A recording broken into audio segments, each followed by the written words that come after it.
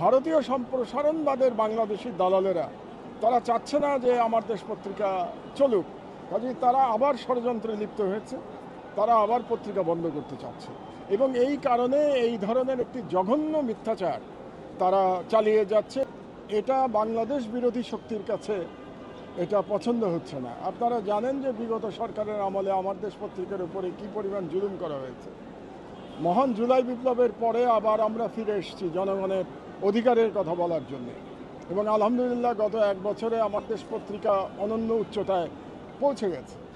এখন আমরা যাদের বিরুদ্ধে লড়াই করেছি প্রধানত ফ্যাসিস্ট হাসিনা সরকারের বিরুদ্ধে এবং ভারতীয় সম্প্রসারণবাদের বিরুদ্ধে, তো সেই লড়াই যারা করেছি তার মধ্যে একটা শত্রু বিতাড়িত হয়েছে, হাসিনার ফ্যাসিবাদ, কিন্তু ভারতীয় সম্প্রসারণবাদের আঘাত তো এখনও চলছে বাংলাদেশের বিরুদ্ধে। আপনারা জানেন যে ভারত থেকে বাংলাদেশের বিরুদ্ধে কিভাবে অস্থিতিশীল পরিবেশ তৈরির চেষ্টা চলছে।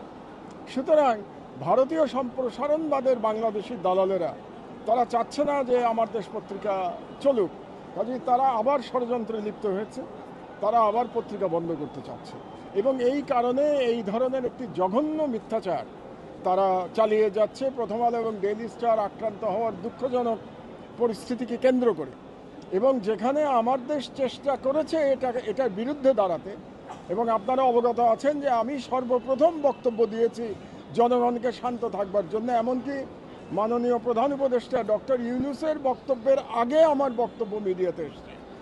শুধু তাই নয়, রাতের বেলা যখন আক্রান্ত হয়েছে প্রথম আলো এবং আমার দেশ, তখন আমার সঙ্গে ডেইলি স্টার, যখন প্রথম আলো এবং ডেইলি স্টার আক্রান্ত হয়েছে তখন একাধিক উপদেষ্টার সাথে আমার আলোচনা হয়েছে, তাদেরকে আমি সহায়তা দিয়েছি। এমনও তাদেরকে বলেছি আমি যে আপনারা যদি আমার গাড়ির ব্যবস্থা করতে পারেন, কারণ তখন রাত 1টা বাজে, আমি তাহলে প্রথম আলো এবং ডেইলি স্টারে গিয়ে নিজে আমি মব থামানোর চেষ্টা করব। কিন্তু সরকার গাড়ির ব্যবস্থা করতে পারে নাই, কাজে আমি ব্যক্তিগতভাবে যেতে পারি নাই, মানে ব্যক্তিগতভাবে পর্যন্ত আমি যেতে প্রস্তুত ছিলাম। সেটার কোনো অ্যাপ্রিসিয়েশন না করে উল্টো প্রথম আলোতে যারা লেখেন সেরকম একজন ব্যক্তি মারুফ মল্লিক, তিনি অত্যন্ত লজ্জাস্কর, কি বলবো, ঘৃণ্যভাবে আমার দেশের বিরুদ্ধে তিনি বলেছেন যে আমার দেশ এটার পিছনে জড়িত আছে, এই ধরনের একটা ইঙ্গিত তিনি দিয়েছেন তার পোস্টে। এবং আরও একজন যিনি আবার বাংলাদেশের একটি বৃহৎ দলের একজন খুব প্রভাবশালী নেতা, তিনি আবার সেই পোস্ট সমর্থন করে আরেকটি পোস্ট দিয়েছেন। তার অর্থ হচ্ছে যে তারা মিলিতভাবে আমার দেশ বন্ধ করতে চাচ্ছে এই দুই ব্যক্তি। এখন এই দুই ব্যক্তির সাথে আরও লোকজন থাকতে পারে, তাদেরকে আমরা জানি না, সরকারের দায়িত্ব খুঁজে বের করা। কিন্তু এই দুইজন ব্যক্তির বিরুদ্ধে আমি মাননীয় আদালতে আজকে 500 ধারা এবং 505 ধারা এবং 109 ধারা, এই 3 ধারায় আমি মামলা করেছি এবং 3 ধারার মধ্যে 500 এবং 109 ধারা মাননীয় আদালত নীতিগতভাবে গ্রহণ করেছেন। কিন্তু 505 ধারায় যেহেতু সরকারের একটা অ্যাপ্রুভাল লাগে, এই জন্যে তিনি আদেশ প্রদান এখন পরে আদেশ দেবেন। সম্ভবত 505 ধারার যে সরকারের যে অনুমতি লাগে সেই অনুমতির জন্য অপেক্ষা করবেন এবং আমি এখন সরকারের কাছে 505 ধারায় অনুমতি দেওয়ার জন্য আমি আবেদন জানাবো। মাহমুদ ভাই, মানে আপনি বিগত সরকারের সময় টার্গেটে ছিলেন, এখনো কেন আপনি টার্গেটে? কারণ হচ্ছে যে দুর্ভাগ্যজনকভাবে বাংলাদেশে ভারতীয় সম্প্রসারণবাদ গত 50 বছর ধরে বিকশিত হয়েছে এবং ভারতীয় সম্প্রসারণবাদের বিরুদ্ধে আমার দেশ সর্বদা সচেতন থেকেছে এবং ভারতীয় ন্যারেটিভের বিরুদ্ধে একমাত্র আমার দেশ লড়াই করে।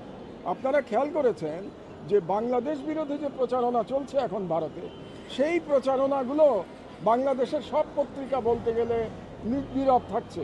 একমাত্র আমার দেশ দিনের পর দিন এই প্রচারণার বিরুদ্ধে নিউজ করে চলেছে।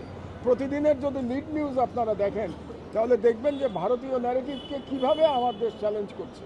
কাজেই ভারত কখনো চাবে না যে আমার দেশ চলুক, আমার দেশ বন্ধ করে দেওয়াটাই তার উদ্দেশ্য হবে।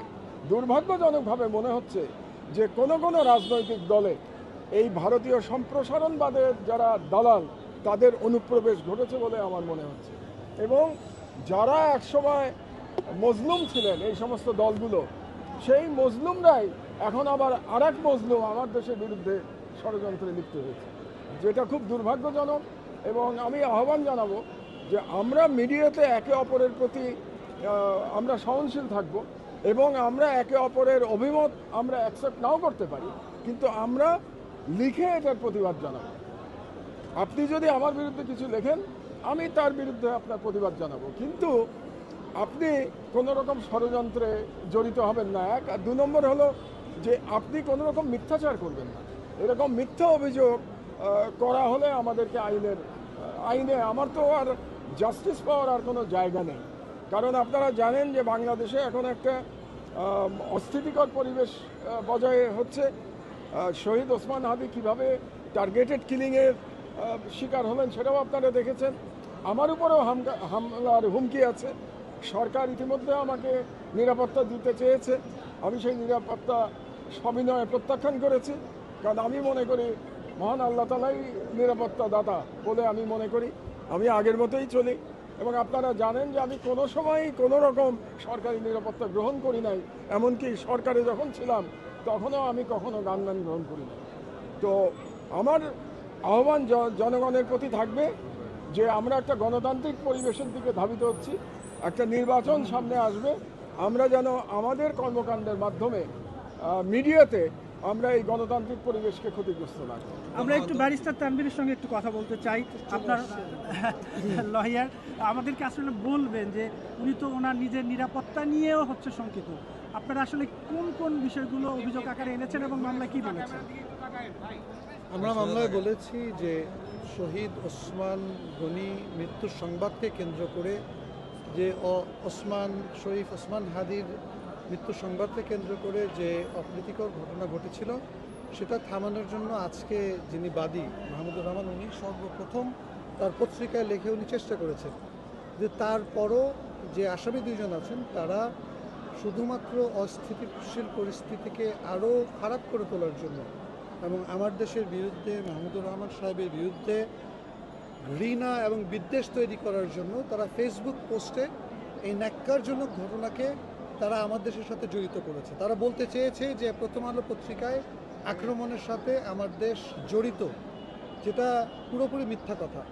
এই ধরনের মিথ্যা কথা করে মিথ্যা কথা বলে তারা যে অপমানিত করেছে আমার দেশ এবং মাহমুদুর রহমান সাহেবকে, এবং যে বিশৃঙ্খলা সৃষ্টি করার চেষ্টা করেছে, বিদ্বেষ সৃষ্টি করার চেষ্টা করেছে, সেটার বিচার চেয়ে আজকে বাদী আদালতে মামলা করেছেন। আদালত মামলাটা দেখেছেন, দেখে 505 ধারার জন্য প্রয়োজনীয় পদক্ষেপ নেওয়ার জন্য কি আদেশ দিতে হবে না আদেশ দিবেন। ওয়াহিদুজ্জামান আপাতত আছে আমার কাছে আছে। ওয়াহিদুজ্জামান আপাতত আচ্ছা, detail আছে, দিয়ে দিবেন। যিনি বিএনপির তথ্য ও প্রযুক্তি সম্পাদক। মোহাম্মদ ভাই আরেকটু প্রশ্ন করি।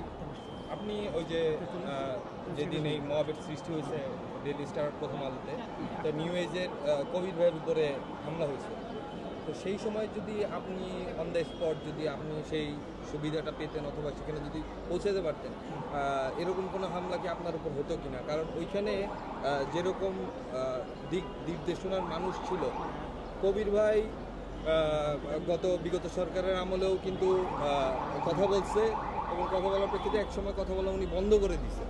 তো এরকম হামলা কি আপনার উপর হতে পারতো? সেই রিস্ক হতে পারতো, সেই ঝুঁকি নেওয়ার জন্য তো আমি প্রস্তুত ছিলাম, এবং সেটা আমি মাননীয় আইন উপদেষ্টা আসিফ নজরুলকে পরিষ্কার বলেছিলাম আমি, যে আপনারা যদি একটা গাড়ি পাঠাতে পারেন তাহলে আমি এই ঝুঁকি নিতে প্রস্তুত আছি, আমি আমার সর্বোচ্চ চেষ্টা করব। এবং আরেকটা কথা আমি আসিফ নজরুল সাহেবকে বলেছিলাম যে আমি যদি আমার অফিসে এখন থাকতাম, আমি তখন বাসায় ফিরে গেছি রাত 1টা বাজে, যে অফিসে যদি থাকতাম তাহলে কোনো পাহারা ছাড়াই আমি ওখানে গিয়ে চেষ্টা করতাম তাদেরকে বাঁচানোর জন্য।